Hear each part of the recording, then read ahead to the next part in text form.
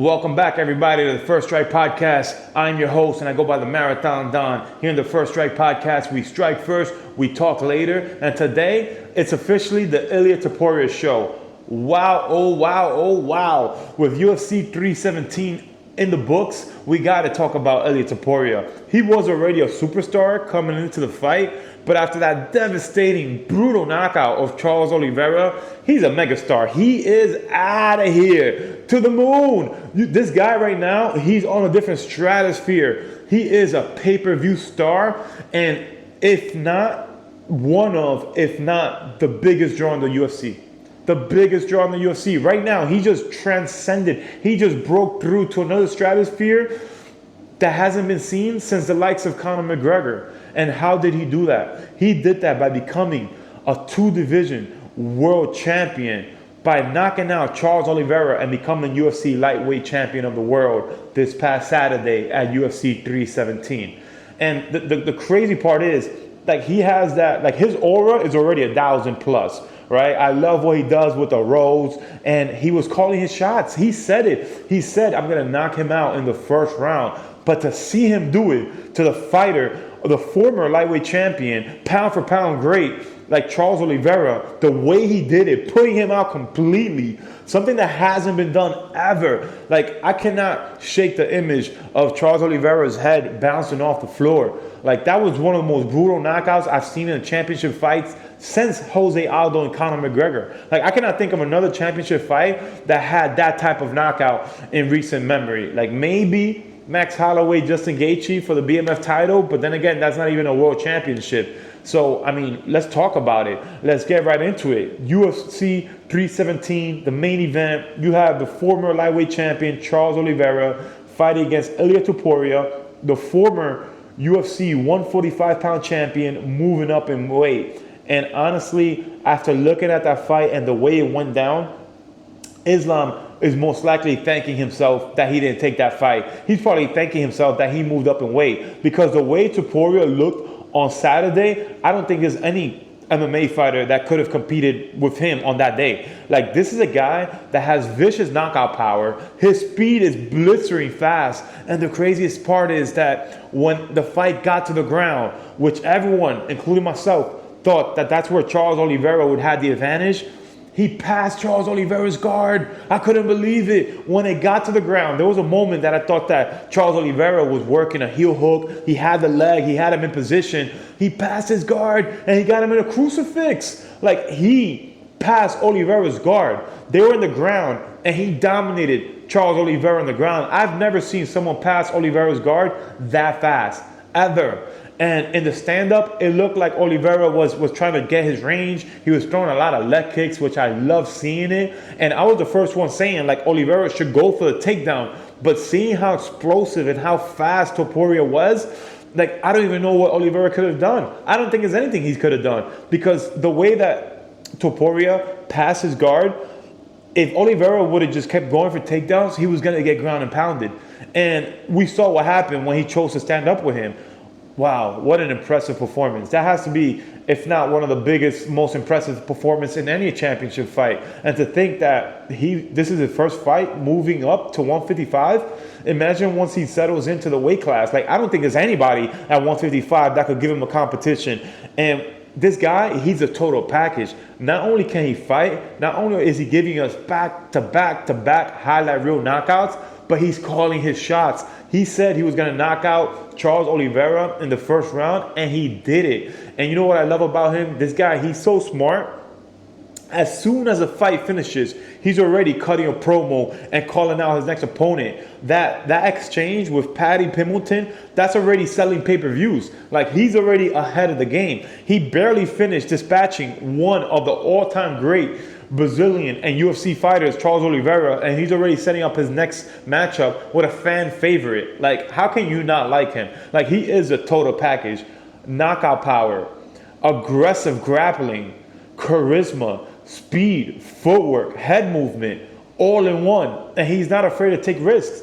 He could have easily sat down at 145 and defend his title a few times, but he called out Islam. He wanted to fight Islam, and when Islam decided to vacate the title, move up in weight, he took on Charles Oliveira. Honestly, Charles Oliveira was a tough matchup. You're talking about someone with legit Muay Thai, right? This is someone that knocked down Michael Chandler. Like, he has legit stand-up. He's put people away with a stand-up, and his ground game, second to none. Like, he's known. Like, he's tied for the most finishes in the UFC. Pardon me, he's not tied. He owns the record for the most finishes in the UFC. So Charles Oliveira is no slouch. He is a complete killer, and Topuria made him look like he didn't even belong there. And now when you look at Topuria, I cannot think of any fighter ever with such a 3-fight win streak. I mean, first of all, he has a 17-fight win streak because he's undefeated. But think about knockout streaks, right? What other fighter has ever had a greater knockout streak than Topuria? I'll wait. Because he knocked out Volkanovski, 145-pounder, pound for pound great, one of the greatest 145 champions in history, defended his titles countless times, beat people such as Jose Aldo, Max Holloway, right? He knocked him out, put him away. Something that Islam couldn't even do in the first fight. Topuria put him out right away the first time they met. A brutal, blitzering combination right against the cage, put his lights completely out. And then after that, he takes on Max Holloway, another former 145-pound kingpin, who was just coming out one of the biggest highlight reel knockouts of his career against Justin Gaethje. Justin Gaethje is known as one of the most violent fighters at the lightweight division. Max Holloway moved up in weight, fought him for the BMF title, and knocked him out in the 5th round. And with that momentum, Topuria went up one-on-one against him, and he knocked him out. And he called his shot. He knocked him out. Max Holloway has never been knocked out. And he knocked out Justin Gaethje. He went to war with Conor McGregor. He went to war with Dustin Poirier. And Topuria knocked him out. And then to chain those back-to-back knockouts with the knockout that we just witnessed this past Saturday of Charles Oliveira, who in recent memory, like, this is a guy that has fought a who's who in the 145-pound division and the lightweight pound division. And he was a former champion, never been knocked out like that before. And Topuria has knocked him out in 1 round. Like, that is how you become a megastar. I cannot sing his praises enough. I am extremely excited about watching him fight Paddy Pimilton. I think Paddy the Baddy versus Ilia Topuria, they already have that storyline there where they had some beef back in the day and they had some sort of exchange back in the day. So there's already that backstory where they really don't like each other. And I think it's another fantastic matchup for the fans. You know, Paddy the Baddy, as much as people hate him, like, he's beaten Tony Ferguson. He finished Bobby the King Green. He's on a winning streak. You know, he just dominated Michael Chandler. So he's hot right now. Topuria's hot right now. They got beef. Like, that fight right there is, to me, is a dream fight, is a dream match that I didn't think I would see. And to see them fight for the UFC lightweight champion, like, you could put that in a stadium in Spain, or you could put that in one of the biggest arenas in the UK and sell tons of pay-per-views. Like, who doesn't want to see that matchup?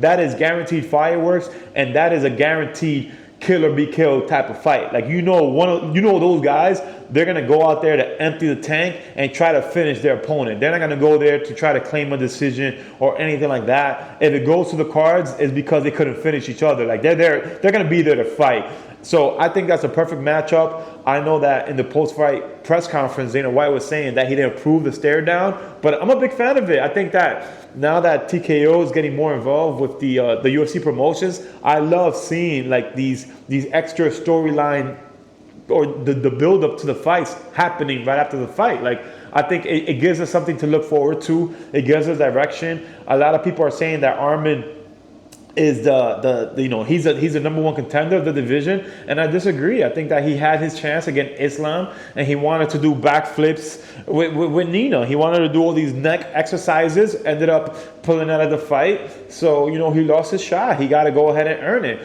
At the end of the day, who's his biggest victory? Probably Charles Oliveira, who just got knocked out. So I think he has to go back, fight somebody else, and I think Paddy the Baddy deserves it. I think his domination of Michael Chandler is something that, nobody has beaten Michael Chandler like that before, and I think Paddy the Baddy deserves it. I think he has such a tremendous fan base. He has built such a strong, great winning streak for himself and such a great career, riding that momentum with Topuria. I mean, that fight, you could put that fight in anywhere in the world, and it's guaranteed fireworks, guaranteed to sell out. And I honestly think that at this point, Topuria has to be the pound for pound number one fighter. The pound for pound number one. And I'm going to tell you why. Because who else has moved up in weight classes and has become a 2-weight division champion in recent memory in that fashion? Who has done it? Like the last person I could remember is John Jones. John Jones moved up and he put away Ciryl Gane for when he became the heavyweight champion of the world. But John Jones is retired now. Islam just moved up in weight. Like, who else is doing that? Who else is putting away these high level caliber opponents in that fashion? So I think that Topuria, he deserves all the praises. I think that right now he's a number one pound for pound. I'm so excited to see him fight Paddy the Baddy, and he's here to fight. I was reading several articles, and also in the post-fight press conference, he was saying that if there's an opportunity to fight later in December, he'll fight again this year. So this is someone that loves what he's doing. He's built such a great, illustrious career for himself, and he's ready to fight and defend the title. So him versus Paddy the Baddy, I think that's the next matchup to make. That matchup is fantastic, and I can't wait. I think that's going to be an interesting fight because Paddy is also get hit. He has fantastic ground game, but he does get hit and he likes to strike. So let's see what happens. For some reason, I think that some people, a lot of Topuria's opponents, they underestimate his power. They're like, okay, he did that to him, but there's no way he could do that to me until they're looking up at the lights. And I think that's a horrible strategy. Like, if I'm fighting Topuria, I am not trading with him at all. I think that as much as the fans may hate it, you have to stick and move. You cannot sit in the pocket with this man. You cannot let him load up. Like, he has these vicious hooking combos, and I think you got to stick and move. You got to mix in that ground game, or at least a threat of a takedown. Even if you end up in a crucifix, I think that's a better position than getting knocked out the way that Oliveira did. So that's my analysis of the main event. One of the most infamous, shocking, exciting finishes that I've ever seen, and I think that is going to go down in the record books as one of the most impactful, shocking, biggest knockouts in the lightweight division in history ever. So besides that, it was International Fight Week. I was a little bit disappointed overall with the fighters that participated in the card, like the lineup.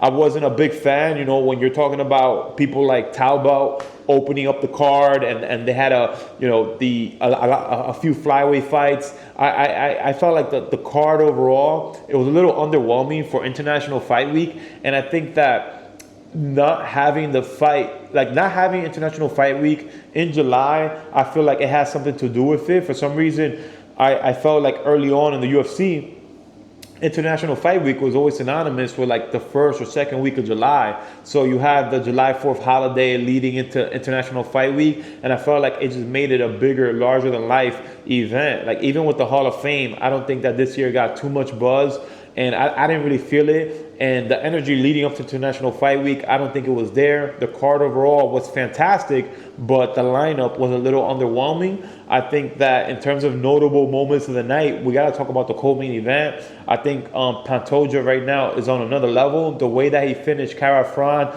dominated him in every area of MMA. Like, he is a 125-pound tornado. Like, the way that he fights, he's so aggressive. His kicking, his striking.